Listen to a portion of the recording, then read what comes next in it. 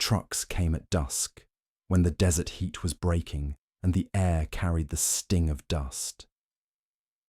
Beyond the fences of the camp, the horizon stretched empty, flat and orange, the kind of landscape that swallowed sound. Inside the compound, floodlights hummed, cutting sharp cones of light through the haze. The prisoners were ordered down from the flatbeds one by one. Some stumbled, legs stiff from hours of jolting travel. Others hesitated, looking past the wire toward guard towers that loomed like silhouettes of suspicion. Their eyes were wide, bracing for the worst. Rumors had come with them on the journey. Americans would strip them naked. They would shave their heads, erase their names, and replace them with numbers. They would burn Qurans and mock prayers. Every whisper had been darker than the one before. For many, stepping into the camp was not just captivity, it was the end of dignity. And then they saw the board. It hung over the intake station, written in block script in both English and Arabic. You will be called by your name. Medical checks conducted with translator. Report violations immediately. The words landed strangely in their ears, like a sentence in a dream that didn't match the fear pounding in their chests. One man clutched a torn Quran cover to his chest, as if to protect it from hands that would surely take it. But no hands reached. The guards stood back, rifles slung, watching but not touching. A military policeman stepped forward and raised his hand, not toward a prisoner, but toward another soldier who had wandered too close. Orders are orders, he said flatly, turning the man away. The phrase carried across the yard. Soap was handed out. Thin towels, a bar of laundry powder wrapped in paper. It was so unexpected that some prisoners turned the soap over in their palms, as though it might dissolve into a trick. The intake began. One at a time, men stepped to a desk where a translator repeated every word. Names were spoken, written carefully, then typed onto small laminated cards. The cards were slid across the table and pressed into the hands of each prisoner. Not numbers. Names. The men glanced at one another. Disbelief was written across faces hollowed by weeks of war. Some whispered that this was theatre for the Red Cross worker who stood nearby, clipboard in hand. Others simply stared at the card in their hands, lips moving silently as they read their names back to themselves. When medical checks began, it was under open canvas. A nurse stood by, gloves on, instruments lined neatly on a tray. The translator's voice was steady. You may refuse. You may request explanation. The examinations were brief, clinical, the antiseptic sting of disinfectant mixing with the smell of dust and sweat. The men had braced for violation. Instead, they found distance, rules, and restraint that felt impossible to trust. That night, the mess hall filled with the sound of trays sliding across long wooden tables, rice, beans, chickpeas, flatbread, and tea. The smell was thick and earthy, more food than many had seen in weeks. A young prisoner tapped his spoon against a packet of sugar, letting the crystals fall onto the table. American food is loud, he whispered, and a ripple of nervous laughter followed. It wasn't comfort. It wasn't trust. But it was not the humiliation they had been promised. In the barracks, cots lined in rows. At the foot of each bed sat a clipboard with rules written in both Arabic and English. Showers daily, roll call at dawn, letters home permitted, report violations immediately. Men touched the soap placed on their pillows, rubbed it between their palms, watching the bubbles form as though the foam itself might vanish in the night. Some whispered still, "It is a trick. They want us calm before the beatings come." Others stared at the notice board above the door, reading and rereading the rules. Hands at sides, names before questions, no contact through the wire.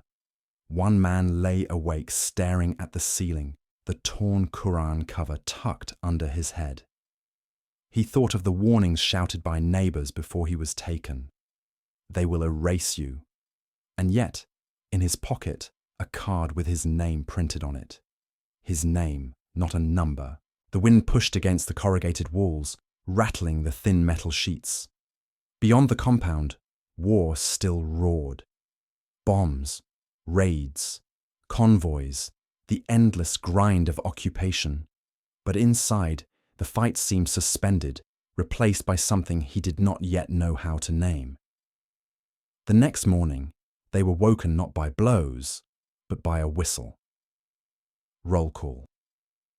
The men stood in lines as names were read aloud, each man stepping forward when his was called. The sound of their own names in a stranger's mouth felt strange, both threatening and affirming. The sergeant called each clearly, waiting for acknowledgement. No one was erased. After roll call came work details. Some men were assigned to laundry, others to kitchens, others to simple maintenance, carrying crates, stacking supplies, mending uniforms. Posted beside the lists were wages, credits for the camp canteen, where soap, tea, writing paper, and hard candy were available. Men who had expected beatings now found themselves holding needle and thread, patching American uniforms. They were paid for the work. Not much, but something. For many, it was the first coin they had touched since their capture. The shock was not comfort. It was dissonance. Everything they had believed about their captors was contradicted by the first 48 hours.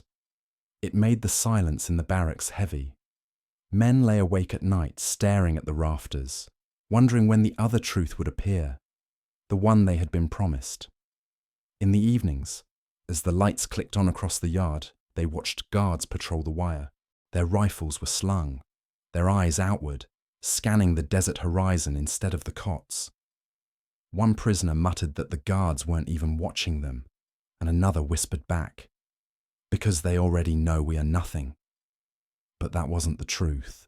The rules said otherwise, and the rules were being enforced. On the third day, a guard caught a young soldier leaning too close to the fence, offering a cigarette to a detainee through the wire. The MP's voice cracked across the compound. "Step away. Now." The cigarette dropped into the dirt. The soldier's face flushed red as he was pulled back, reprimanded in front of everyone. The detainees watched in silence.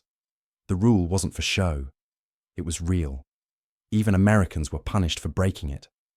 For the first time, prisoners felt something beyond fear. They felt confusion. The Americans had power. They had the rifles, the towers, the wire. And yet they enforced distance. Not just against the captives, but against themselves. Some believed it was theatre. Others began to believe it might be discipline. The barracks filled with whispers every night.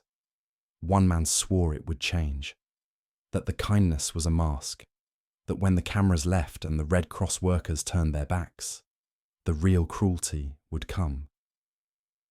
Another man, clutching his soap like a talisman, whispered back, "If it was a mask, they would have dropped it already." No one slept easily.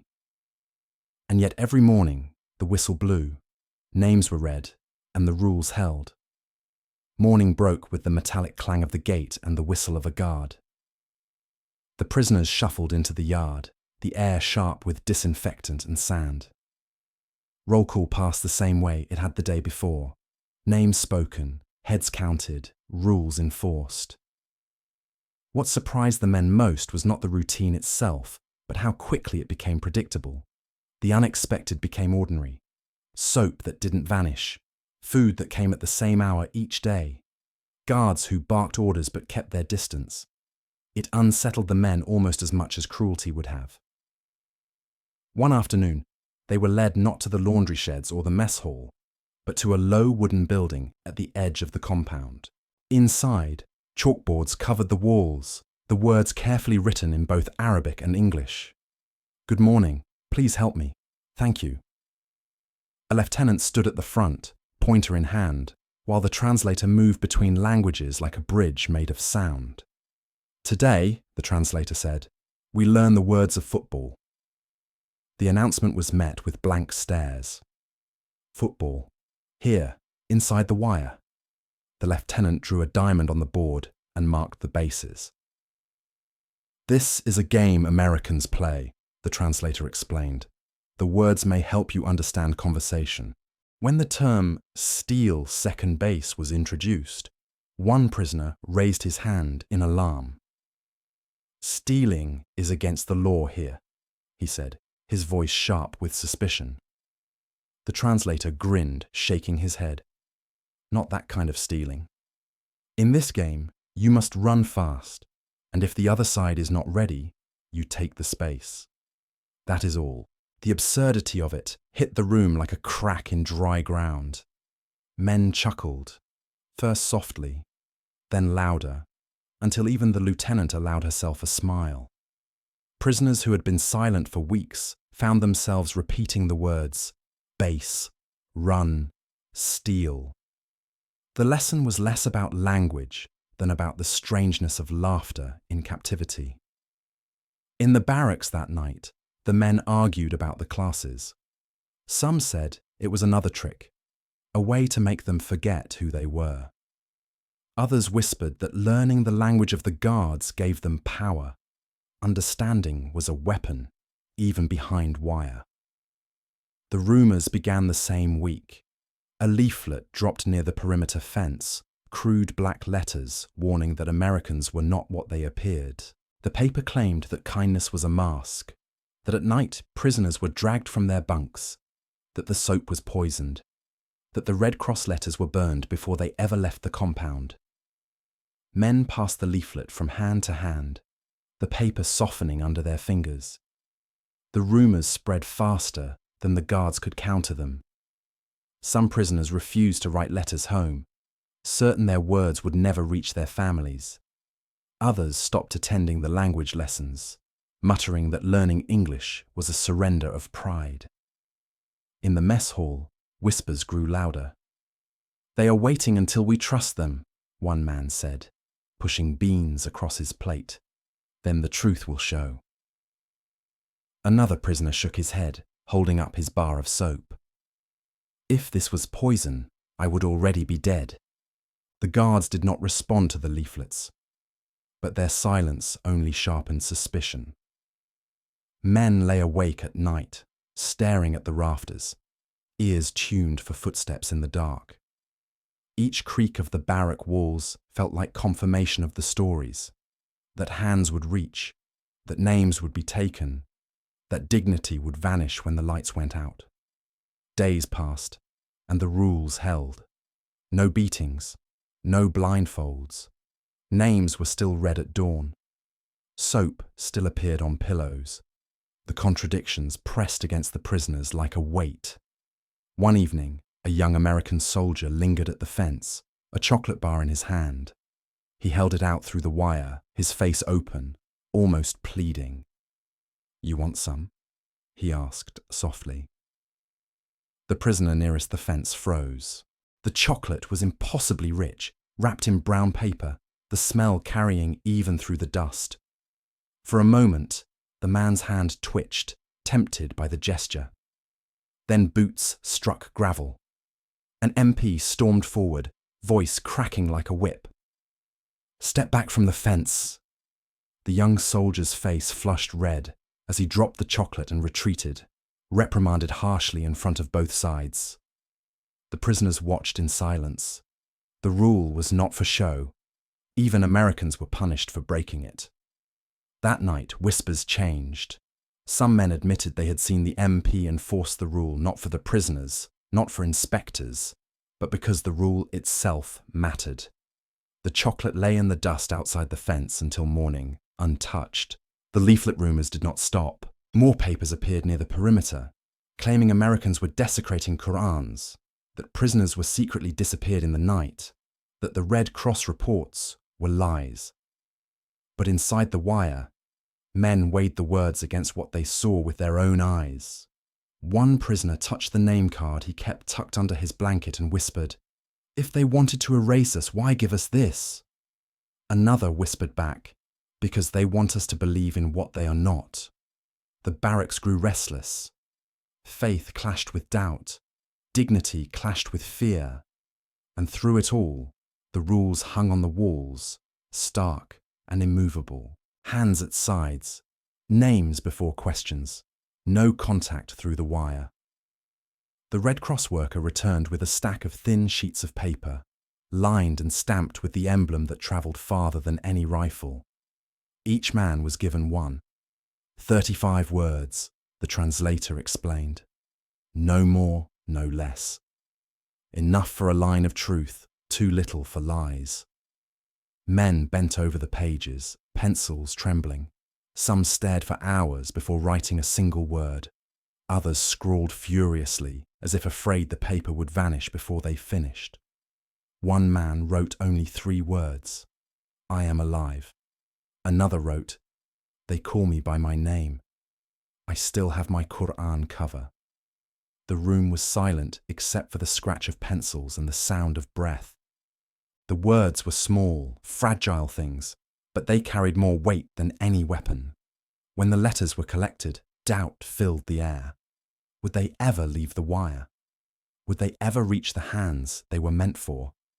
Some men whispered that the envelopes would be burned, that the Red Cross worker was part of the mask. Others clutched the act of writing itself as proof that dignity could be spoken again. Weeks later, responses trickled back. Thin envelopes, worn from travel. Some carried joy, confirmation that families were alive, that homes still stood. Others carried grief. Addresses marked building destroyed, messages stamped addressee unknown. Men wept quietly on their cots, the sound muffled into their blankets. For one prisoner, the returned letter was too heavy to hold. He set it on the wooden floor and stared until the words blurred. Addressee unknown. His family was gone, and the 35 words he had sent into the world now circled back to him like ash. Yet still, the letters were proof. They had not been burned. They had been sent. The rules held, even when the truth hurt more than silence. Rumours did not stop. Leaflets dropped outside the perimeter claimed Americans were breaking their own rules at night, claimed women were violated in other camps, claimed all restraint was theatre. Prisoners argued fiercely in the barracks, some insisting the rumours were true, others pointing to soap, food, letters, and the chocolate bar still rotting in the sand outside the fence. The tension reached a breaking point when the command called an assembly. A canvas awning was stretched across the yard. Benches were placed in rows. On one side, American personnel and Red Cross observers. On the other, representatives from the detainees. The translator stood at the centre, his voice steady. The rules were read aloud again, in both languages. No contact, no blindfolds. Names before numbers. Medical checks with translator. Then the choice was given. Any prisoner could step forward and speak. Testimony would be recorded, word for word, in both languages. Participation was voluntary. The silence that followed was thick as desert heat. Men stared at their feet. Some shook their heads. Others glanced nervously at the observers, weighing risk against truth. Finally, one prisoner stood. He walked slowly to the front, the laminated card with his name clutched in his hand. His voice was rough, barely carrying beyond the first row. We were told Americans would break us. They did not. They gave us soap. They called us by our names. No soldier has touched us. The translator repeated every word. The typist's keys clattered, each letter stamped into permanence. Another man stood, then another.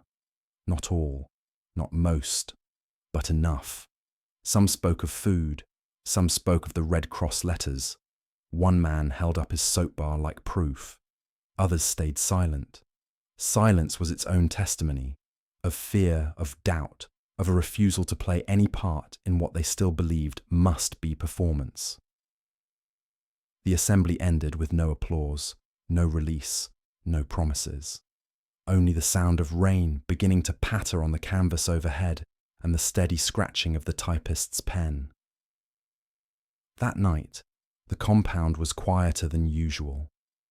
Men lay awake, listening to the rain slide down the corrugated roofs. In the corner of the barracks, one man pulled his broken Quran cover from under his pillow, pressing it to his chest. For the first time, he allowed himself to whisper not a prayer, but a possibility. Maybe the rules are real. Weeks later, a football appeared in the yard, old, scuffed, and stubborn. A guard dropped it in the dirt and stepped back. "No contact," he warned, the rules still unbending. The men laughed. Even in play, distance was enforced, but laughter spread quickly, rolling across the yard like a tide. Men ran in circles, chasing the ball, shouting words in both Arabic and broken English. For a brief hour, the war receded. It was not freedom. It was not peace. But it was a reminder that their bodies belonged to them again, at least within the lines painted on the ground. Then one day, an envelope arrived that carried not grief but hope. Thin paper, ink faded from its long journey. The words were simple. "We saw your name. The house still stands. The children are safe." The man who received it folded the letter slowly, slipping it into the same pocket where he kept his name card. For the first time since capture, he smiled. The war outside the wire raged on. Bombings, ambushes, convoys swallowed by desert roads. But inside, within the fences, rules held stronger than rumors. Hands at sides, names before questions, soap on pillows, letters sent and answered. The men still doubted. They still argued. They still feared what might come next. But in the silence of their cots, they held small proofs. A bar of soap, a letter home, a ball kicked across a dusty yard. Proof that dignity, once promised broken, could be guarded instead.